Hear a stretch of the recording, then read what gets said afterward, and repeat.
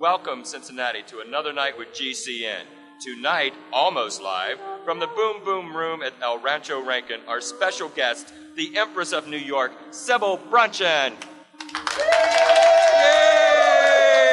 Yay!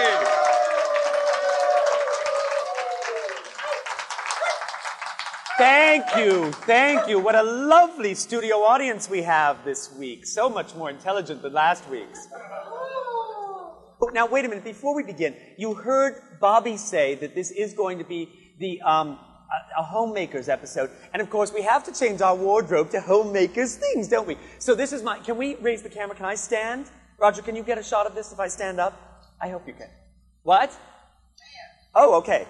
Oops, watch this. This is my lavalier microphone. This is my Sybil Bruncheon t-shirt for cooking around the house. You should all have one. They're each $41.95, and you can pick one up at Donna Huston's Head First. There you go. But no, let's show the back, shall we? Ready? They're not really $41.95. They're an anagram of those numbers. But anyway, no, I'm just teasing. Here's the front. Can you get a close-up of that? Can you? Nice. See, there I am, just a la Frisch's big boy. Ooh. Well, the statue turning around, cup of soup, spotlights on me. Jane Jetson is probably eating in there. Does that look like the Jetsons? Does that look like... And watch, here's the back. Ready? Here's the back. I'll give you a little lat spread there. Isn't that great? That's so cute. I really like that a lot. We're going to open a Sybil's Bruncheonette in New York City, a real diner with your contributions. Yes, have Mr. Universe stand outside the door and help them search through their wallets and purses. All right, now, darlings, we're going to do a cooking episode, and I must tell you, this is very interesting. This is, in fact, like the 6th show we're doing this night, if you can imagine such a thing. So both myself and my audience are absolutely melting under the lights, but this audience has been so wonderful, and as I said a couple of weeks ago on an episode that you saw, I haven't done this in a year and a half. My show is live every week, and I do a small segment, and the studio audience is very tiny. And the last time I did a show for GCN, for Lou Maletta in New York City, was with a large audience, and we did it about, I think it was April of 1986, and then we stopped doing them. And it's really good to be doing it in front of a live audience again. And this, I think this episode today is like the end of July or something, which is the anniversary of the Pier show. Did any of you see the show on the pier with the ocean liners? I think Mark Bailey showed that here in Cincinnati, which was one of the best episodes we ever did. What a ball that was. A rainbow came out at the right time, and an ocean liner came out, and then the ocean liner capsized, and many people died, and of course that's such wonderful television. You see, the name of the game in show business is to smile through every disaster. Think of the man who reported on the Hindenburg. Oh, all the humanity. I can't talk, folks. And there it was, burning away. Now, we're going to do a recipe, and it's so apropos. So, there we are, French again, apropos. Now, when I use little French words to you, I want you to act surprised. And we're going to edit this out of the tape, right? So I want Harvey to say zut alors. Very good. It's louder. Share it with the microphone. Donna, you will say sacre bleu. Sacre what? And I want, let's see, Martha will say oi vase mia. Say it, please. Oi vase mia.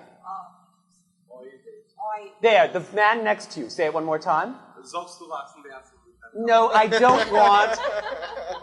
don't want an impersonation of Goebbels. I want oi vase mia. Oi vase mia. Right. All together? Wonderful. All right, now we'll roll the tape again. Why was I using apropos? You see, we've taken so long. Well, that was perfectly useless. That's completely lost. We're going to do a recipe, though. This is ridiculous. Do you know any French, Freeman? The only French word I know, Sybil, is hope. Now show us how much Greek you know.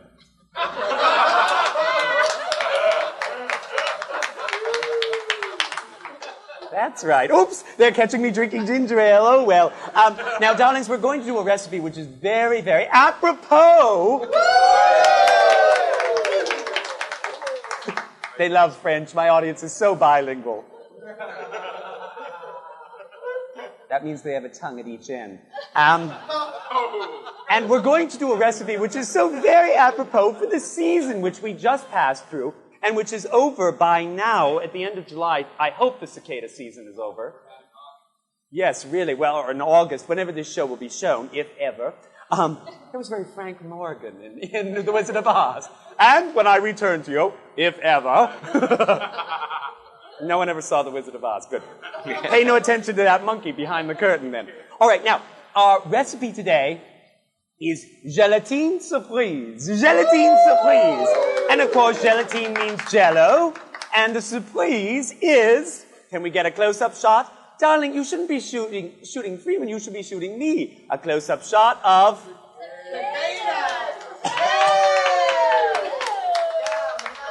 Oh! One of them is still alive! Tribune! Oh, all right. Well, this is certainly going to be a festive recipe. Tommy, come up and take a bite. All right, now, first, in our kitchen... Oh, before we do any recipe, we must always dress appropriately. Always dress appropriately as members of the aristocracy, even when we decide to cook on those rare occasions. Now, I'm wearing my Sybil Bruncheon knock-around t-shirt, which is, of course, splash-resistant, and it's flame-proof, I believe, although we don't have to try it right now.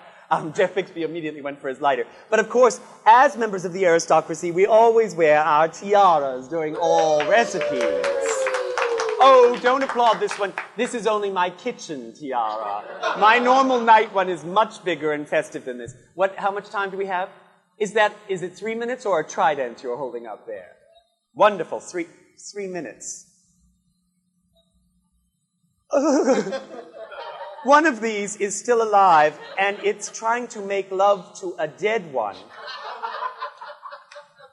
Which means that cicadas are capable of doing the love scene from the finale of Romeo and Juliet.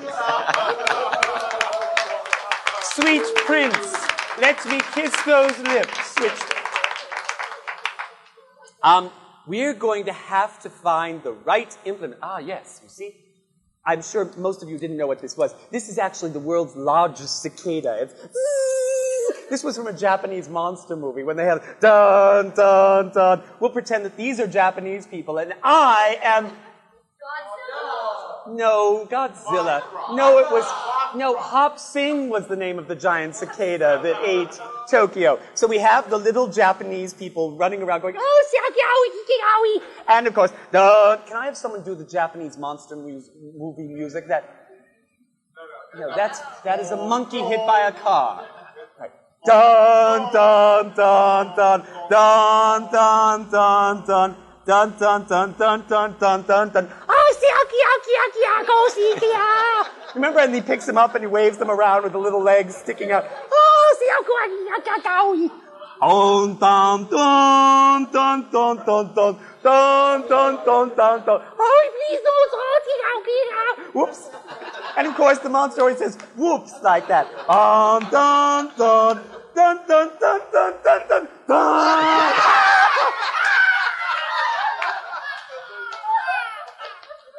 This is why you must spray your mandibles with Pam before you do this. Because otherwise, your little Japanese people stick to your metal pincers.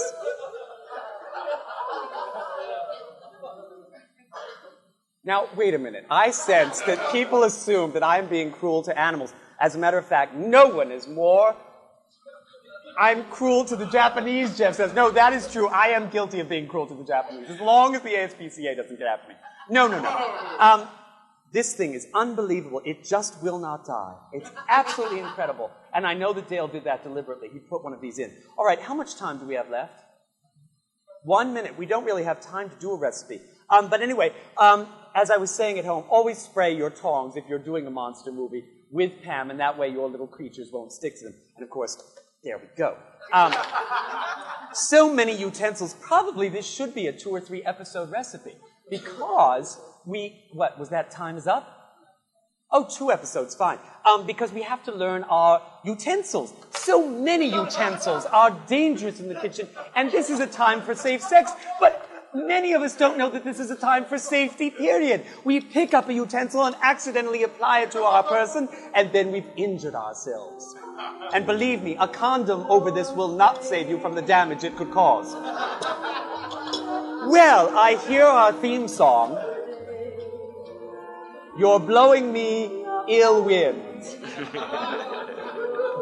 That's how the Hindenburg went up. Someone ate baked beans, someone smoked a cigarette, boom! All right, darlings, we'll see you next week, and we really will apply ourselves to this recipe. And by the way, the zombie cicada will be put to sleep by that time. No, I'm sorry, we've got to put it to sleep. We'll see you next week. Love you, darlings. Au revoir.